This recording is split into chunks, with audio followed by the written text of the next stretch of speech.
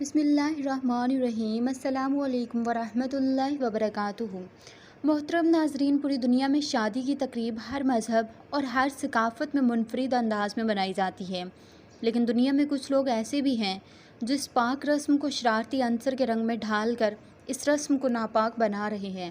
اس video میں ہم آپ کو دنیا کی سب سے مکار قوم یہودیوں کی شادیوں کے بارے میں بتانے والے ہیں کہ یہ لوگ اپنی شادیوں میں کون سے شرمناک کام کرتے ہیں۔ اسرائیل میں اپنے خونی رشتوں کے ساتھ سب کے سامنے کس طرح شادیاں کرتے ہیں۔ دنیا میں یہودیوں میں وہ قوم ہے جس نے اپنے ہی مذہب میں اپنی مرضی سے ایسی تبدیلیاں کی ہیں کہ جن سے خود ہی بہت سارے یہودی ناواقف ہیں،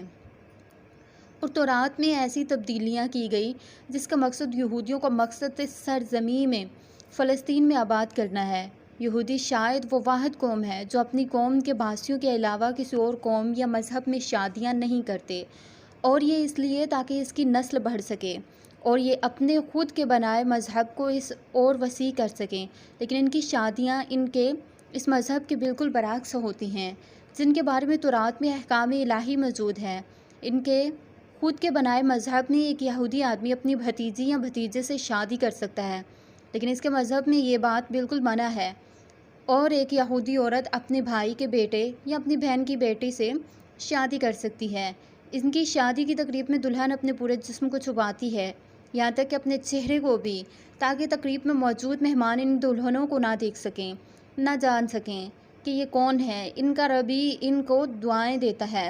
اور یہ سب یہودیوں کے ان خاندانوں میں زیادہ ہے اور اپنے مذہب کو تعلیمات پر سختی سے عمل کرتے ہیں۔ یہودیوں کا ماننا ہے کہ ایک 13 سالہ لڑکا اور 13 سالہ لڑکی بھی شادی کر سکتے ہیں، لیکن آج کے دور میں اس معاملے میں چند ترامیم کی گئی ہیں، اور اب ان کا ماننا ہے کہ 12 سال کا لڑکا اور 12 سال کی لڑکی شادی کر سکتے ہیں۔ اور ان کا شرمناک عقیدہ یہ ہے کہ ایک مرد دوسرے مرد سے، ایک عورت دوسری عورت سے شادی کر سکتے ہیں، جسے ہم جنس پرستوں کی شادی کہا جاتا ہے، اور اس عقیدے کو آج یہ لوگ دنیا کے کونے کونے میں پھیلا رہے ہیں۔ لیکن ان میں ایسے بھی یہودی ہیں جو ان میں سے ہم جنس پرست شادیوں کے خلاف ہیں اور انہیں اپنے مذہب کے خلاف بات سمجھتے ہیں اور زیادہ تر شادی کرنے کے خلاف ہیں، اور اس ایک عجیب و غریب عقیدے اور ان یہودیوں نے خود اپنے آپ پر مسلط کیا ہے۔ اور ایسی عورت کے بارے میں جس کا شوہر مر چکا ہو، ان کی کوئی اولاد نہیں، تو تب اس کے مطابق عورت کی شادی رضامندی سے زیادہ زبردستی اس فوت شدہ شوہر کے بھائی سے کرائی جاتی ہے، جبکہ کسی اور یہودی کو اس کی بیوہ کے ساتھ شادی کی اجازت نہیں ہوتی، اور اگر اسے شادی سے اس کی اولاد ہوتی ہے تو تب ان کی اولاد کی فوت شدہ شخص کی والدیت دی جاتی ہے، نہ کہ اس کے موجودہ شوہر کی۔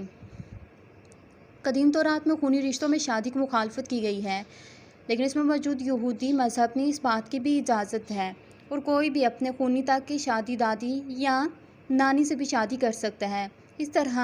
ایک عورت کو بھی یہ اجازت ہے کہ وہ اپنے باپ، اپنے بھائی، اپنے دادا یا اپنے چچا کے ساتھ شادی کر سکتی ہے۔ یہودیوں میں یہ روایت بھی ہے کہ ایسی لڑکی جو کنواری ہو، اس کی شادی ہمیشہ بدھ کی جاتی ہے، اور اس کی روایات میں مطابق ایسا کرنے سے لڑکی پر خدا کی رحمتیں برستی ہیں۔ ایک اور عجیب و غریب رسم جو یہودیوں میں پائی جاتی ہے وہ یہ ہے کہ اکثر یہودی اپنی شادی کے دن روزہ رکھتے ہیں، کیونکہ اس دن کو اپنے لیے مبارک دن طرح سمجھا جاتا ہے، اور ان کا یہ روزہ صبح سویرے سے شروع ہو کر شام کی شادی کی تقریب کے اختتام تک ہوتا ہے، جس کے بعد دلہا اور دلہن اس عقیدے کے مطابق اس کی شادی تب تک نہیں ہوتی جب تک یہ روزہ رکھ کر اکٹھے کھانا نہ کھا لیں،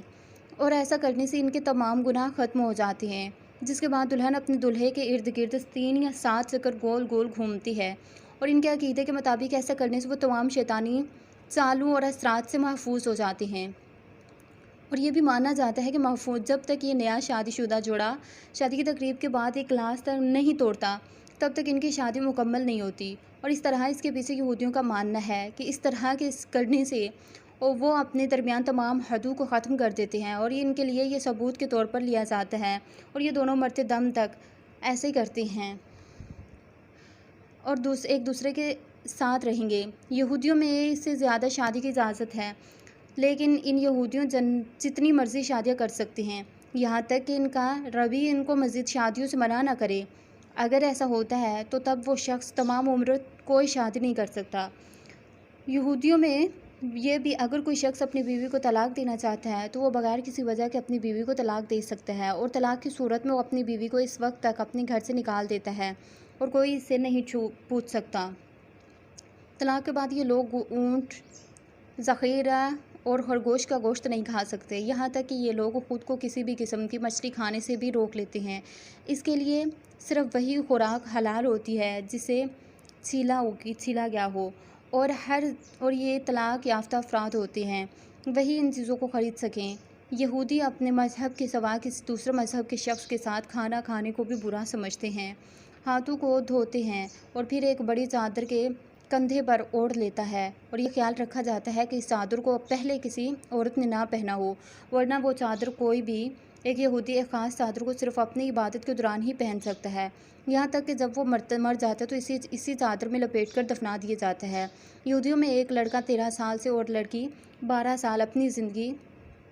کو پہنچے اور انہیں عبادت خانوں میں لایا جا سکتا ہے،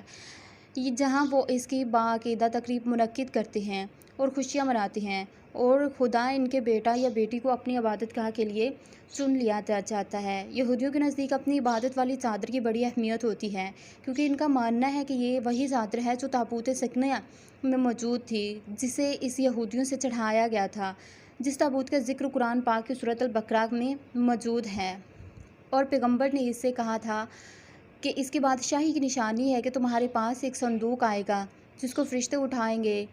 اور اس میں تمہارے پروردگار کی طرف سے تسلی بخشے والی چیزیں ہوں گی، اور کچھ چیزیں بھی ہوں گی جو موسیٰ ہارون چھوڑ گئے تھے۔ اگر تم ایمان رکھتے ہو تو یہ تمہارے لیے ایک بڑی نشانی ہے۔ محترم ناظرین، یہودیوں کی دعویٰ کرتے ہیں کہ اس چادر کو ایک تب تک ہی ممکن ہوگا کہ جب تک ایک مسیحانہ دجال اس دنیا میں آئے، اور تب تک یہ پوری دنیا میں اپنی حکومت قائم کریں گے۔ ان یہودیوں کا یہ دعویٰ ہے کہ ان کی وہ چادر جسے ایک تابوت یعنی سکینہ چھپایا گیا تھا، اسی چادر پر چھپائی گئی ہے جہاں پر آج مسجد اقصیٰ ہے، اور اس لیے یہودیوں نے مسجد اقصیٰ کو اپنے تیسرے ہیکل کے طور پر تسلیم کر لیا ہے، اور یہ یہاں تک کہ مسجد اقصیٰ کو گرا کر اپنا تیسرا ہیکل بنانے کی کوشش میں آج بھی مسجد اقصیٰ ہے۔